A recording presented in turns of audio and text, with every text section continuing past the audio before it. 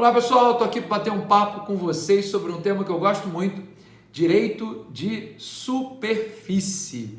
Está lá no 1369 do Código Civil, o direito de superfície que ingressa no nosso ordenamento jurídico pela Lei 10.257 de 2001, Estatuto da Cidade, mas lembrando que o direito de superfície disciplinado no Estatuto da Cidade é apenas para aplicação em solo urbano e no interesse social, beleza?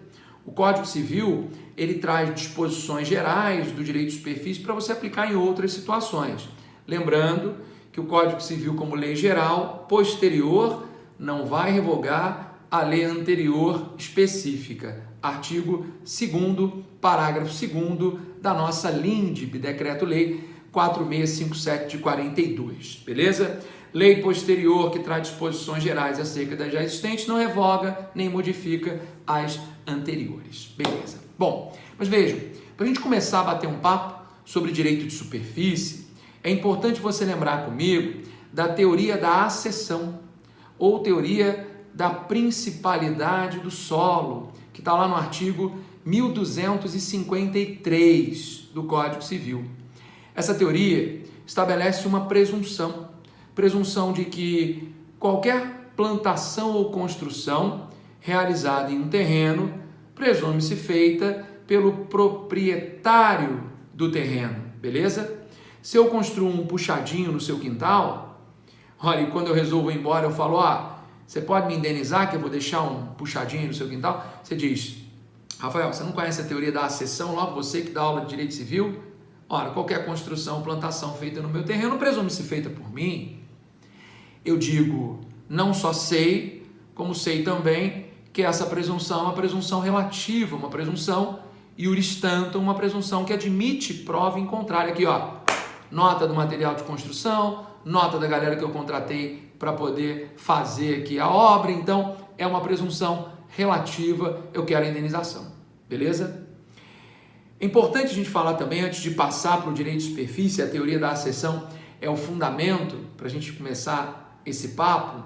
O artigo 1255, parágrafo único do Código Civil, ele importa do direito português a teoria da acessão invertida, beleza? Teoria da acessão invertida, que fala sobre a hipótese em que o valor das construções ou plantações, quando ele supera o valor do solo, quem construiu ou plantou pode adquirir a propriedade do solo, mediante pagamento de indenização a esse proprietário. Se não houver acordo, vão para o judiciário.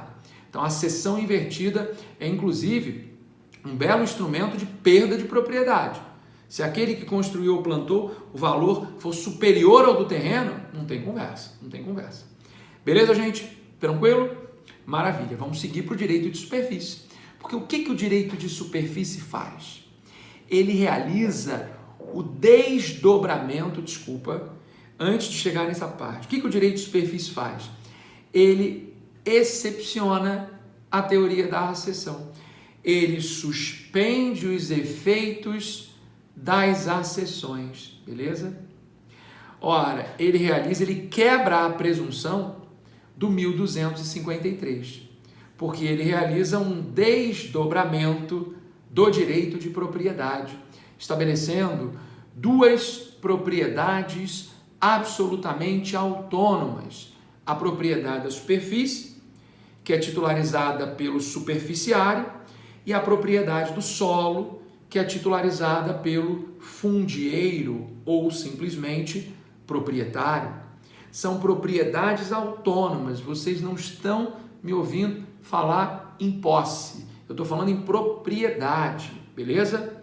São propriedades autônomas. Então, tudo que o superficiário construir, tudo que o superficiário plantar, essa presunção do 1253 não se aplica, porque a propriedade da superfície é dele. Então, tudo que ele constrói, tudo que ele planta, presume-se feito por ele. Então, ele é o proprietário, da superfície enquanto o fundieiro proprietário do solo. Claro que isso aqui é uma baita de uma abstração jurídica, você olha ali para a coisa, é uma coisa só, né? Mas é uma abstração importante, beleza? É uma abstração importante. Imagina, eu sempre conto nas minhas aulas esse caso, teve na região serrana do Rio de Janeiro, para quem não é no Rio, Teresópolis, né? Um senhor herdou lá uma faixa de terra considerável e celebrou um direito de superfície com uma pequena construtora da região. Essa construtora edificou alguns chalés naquela área e por 30 anos realizou a exploração econômica daqueles chalés. Veja, se eles não tivessem constituído o direito de superfície, a presunção seria que aqueles chalés foram construídos pelo proprietário do solo. Mas com o direito de superfície, essa presunção ela é quebrada, beleza? A presunção é de que foram feitos por aquela pequena construtora da região.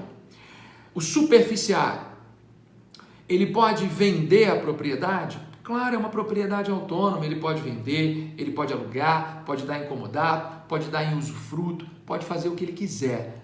Só que o direito de superfície é sempre temporário.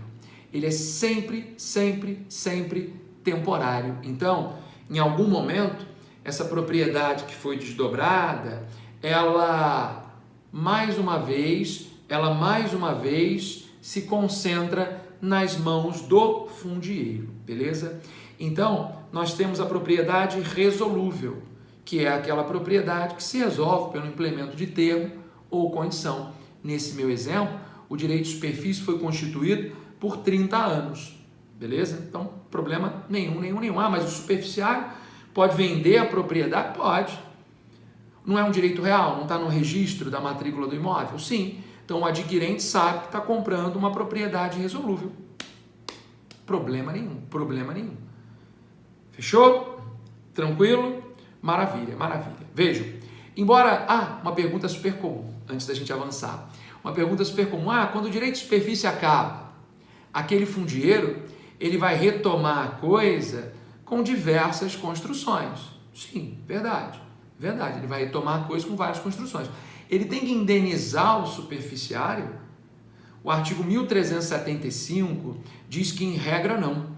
A indenização depende de convenção entre as partes. Ela depende de convenção entre as partes. Beleza? Fechou? Maravilha.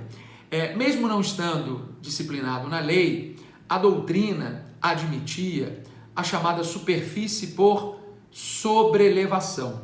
Então veja, o senhor constituiu um direito de superfície com a construtora construiu, fez lá uma construção base, e será que essa construtora ela poderia dar o direito de superfície da sobrelevação dessa construção para que um novo superficiário construísse um segundo andar naquela construção base?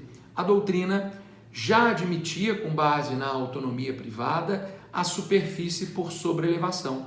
Então a gente tem a propriedade do solo, pelo fundieiro, propriedade do que foi construído, que é de titularidade superficiária, e sobre aquilo que foi construído, o superficiário poderia constituir uma superfície por sobrelevação, permitindo que um terceiro construísse em cima daquela construção, beleza? E essa superfície por sobrelevação, como o direito de superfície em si, é sempre temporária, propriedade, portanto, resolúvel. Essa superfície por sobrelevação, ela amadureceu e hoje nós temos, numa nova formatação, o direito de laje, disciplinado no 1510, letra A do Código Civil. Mas aí o direito de laje é para um outro vídeo, é um outro papo, porque também merece uma atenção toda especial. Beleza, gente? Então, apresentei aqui rapidamente o direito de superfície. Qualquer dúvida, fico super à disposição. Valeu, gente. Um beijo e até o próximo.